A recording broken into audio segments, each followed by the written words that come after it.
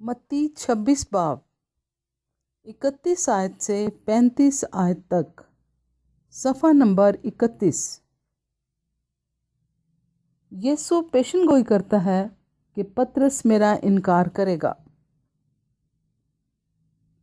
उस वक्त यीशु ने उनसे कहा, तुम सब इसी रात मेरी बाबत ठोकर खाओगे, क्योंकि लिखा है कि मैं चरवाहे को मारूंगा और गल्ला की भेड़ें परागंदा हो जाएंगी।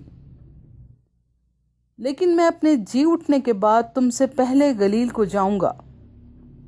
पतरस ने जवाब में उससे कहा, गो सब तेरी बाबत ठोकर खाएं, लेकिन मैं कभी ठोकर ना खाऊंगा। यीशु ने उससे कहा कि मैं तुझसे सच कहता हूं कि इसी रात मूर्ख के बांग देने से पहले तू 3 बार मेरा इनकार करेगा। पतरस ने उससे कहा, अगर तेरे साथ मुझे मरना भी पड़े तो भी तेरा इनकार हरगिज ना करूँगा। और सब शागिर्दों ने भी इसी तरह कहा। पाक कलाम के पढ़े और सुने जाने पर खुदा की बरकत हो। आमीन।